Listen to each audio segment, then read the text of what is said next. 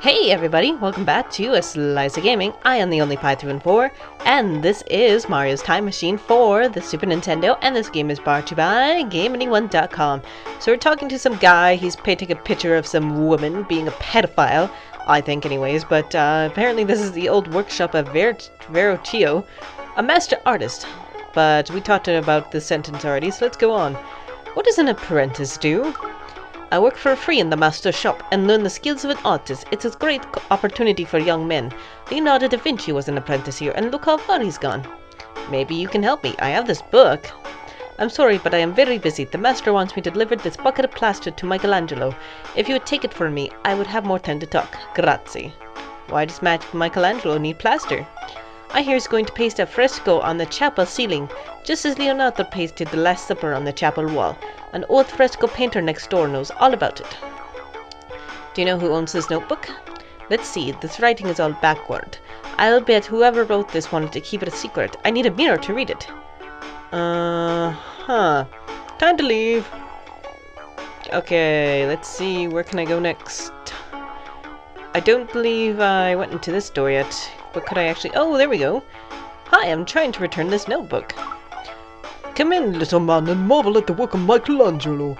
I'm the greatest sculptor of Renaissance, if I do say so myself. And I do. Ho, ho, ho.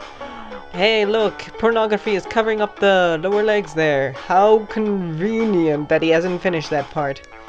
What's the Renaissance? Wake up! For the last 1,000 years, Europe has been aristocratically and intellectually asleep. Now our civilization is having a rebirth, a renaissance. So, who's the greatest artist around? Uh-oh, we shouldn't have asked that question. You dare ask? Well, none compared to me. That is, well, except maybe Leonardo. But he wastes his time with invention, science, and engineering. Really? Leonardo sounds impressive. Bah! He's so preoccupied to create few works of art. But those few... Enough of him! I created La Pieta. I created the giant David for Florence. Now I need to test a new type of fresco. I'd like to know some more. No, go away. I need to find a bluster. Well, offer this. Grazie. I've been asked by Pope Julius II to paint an entire ceiling of frescoes in warm Sicily chapel. Everyone knows I wish to only sculpt, but the Pope is a very important person, so I suppose you can make this one exception, you asshole. What's a patron? A patron is someone with money who hires an artist to create a work of art. Without patrons, we'd all be starving. Do you know Lady Giocondo? Ah, Mona Lisa. Certo, what a charming smile. She was here this morning, but she forgot her mirror when she left. Could you return it to her? Grazie. Anything else? I didn't think so. Okay, there has to be somewhere else that I can... Whoa! Go, being that guy right there. Say, who's over in that art studio? Which one? Leonardo da Vinci or Michelangelo's last names?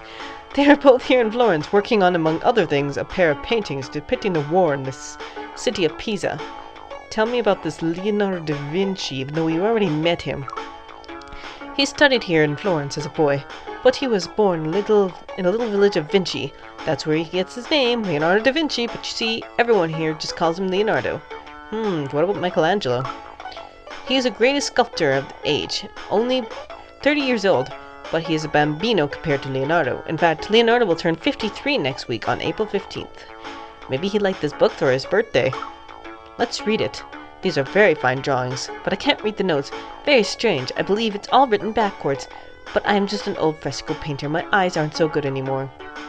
What is fresco? Other than... It reminds me of fresca. Now I'm thirsty. Frescoes? Ah, the most beautiful art. They are created by a painting on wet plaster. When it dries, the painting becomes a part of what is painted on. Leonardo experiments with them frequently. What are Leonardo's frescoes like? His most famous is the Last Supper in Milan. It's one of the greatest paintings of all time. Shabella, too bad, really. What's too bad? Ah, it's tragic. Such a beautiful painting, and now it's flaking off the wall. The new plaster he was testing failed, but that's Leonardo for you, always experimenting. Looks like he's taking a crap on that bench there. Jesus. What else does he do? What doesn't he do? He's a musician, an architect, and don't tell Michelangelo, but he's a sculptor too. I always love to hear about Leonardo's new ideas. Haven't you seen any? Mona's mirror? Credi di no, I think not. Huh. Okay, that was wonderful. Let's go over here.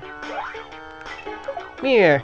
Oh, marvelous. Now I can read your notebook. It's full of marvelous descriptions of flying machines, underwater boats, and mechanism which I say are at least 500 years ahead of the time. Who could have created such a wonderful notebook? I wonder. You know, I see drawings like this in here the other day. See, it's a picture of a flying machine. Please take it. Who left this drawing here? It was, I can't remember. Perhaps if I could see one more example of this artist's remarkable skill, I could remember who created his drawings. You know, technically I really shouldn't be doing this, because we already know about this.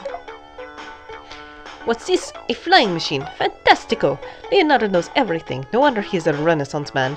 Here you go. You may take this drawing of the geometrical ideal man. Looks like he's got a third leg in the middle there. What's Leonardo working on now? He is now painting a beautiful portrait of Lady Gioncani. What's her name again? Never mind. Michelangelo knows. Anything more? Nope. Okay, running back over here. This guy in the end is awfully greedy. We're actually giving him a lot of crap. Starting to come at me. This is the work of a scientist, inventor, and engineer, or whatever, it doesn't matter. A master artist, someone who frequently asks us to produce models of his drawings. I've got it! Who? Who is it? Leonardo da Vinci! Oh, of course. He must have misplaced his precious notebook, Signor Mario. These must be returned immediately. Leonardo can't work without them. Anything else? No? Well, we're pretty much done here, so... Time to leave, Giant Mario. Take us back. You know, now that I've been playing this game a little bit more... Sure, it's edutainment. Sure, it's educational. There's not much to it, though, except for a whole fucking lot of dialogue. Holy crap, what kid is gonna sit there and pay attention to every single word that somebody has said, other than people like me out there? Honestly, like, what kid's gonna sit there and read every little piece of dialogue to learn everything about this game and answer those questions? I think I just used passwords, actually, when I was playing this game and just kind of skipped ahead. Anyways, we've got to return this music. Return to owner. And as usual, the quiz show!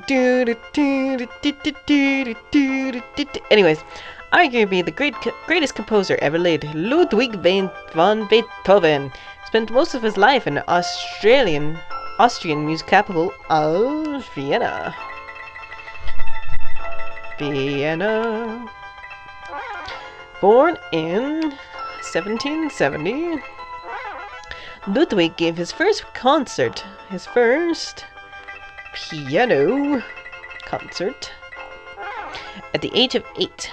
Soon recognized as a master pianist, he said that he had met Wolfgang Mozart in 1787.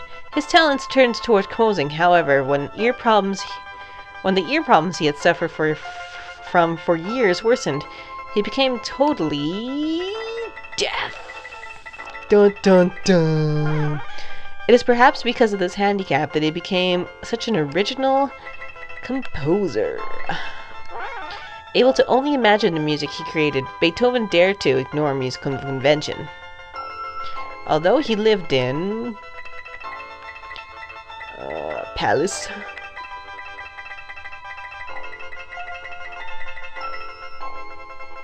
Yeah, Palace. So I had to think about that for a second. Of his royal patron and was admired the world over. Beethoven is said to have a bad temper, messy habits, and a mean tongue. This is perhaps why he was never married. He completed his first symphony. Wasn't Beethoven the guy who cut off his ear for some woman, or is that Mozart? Can't remember now. Somebody will probably tell me in a comment. In 1800, he beginning a cycle which reached its peak with the presentation of his masterpiece, the Ninth Symphony, in 1824. When he passed away in 1827, he published approximately 200 works. Ooh! Alright, do I have time to quickly sail back in time? Yeah, I guess I do. Alright, that stays the same. No. I do that every single time, I swear to God. 4. 2. 8. Vienna. Vienna. Vienna. Oh my god, where the hell isn't?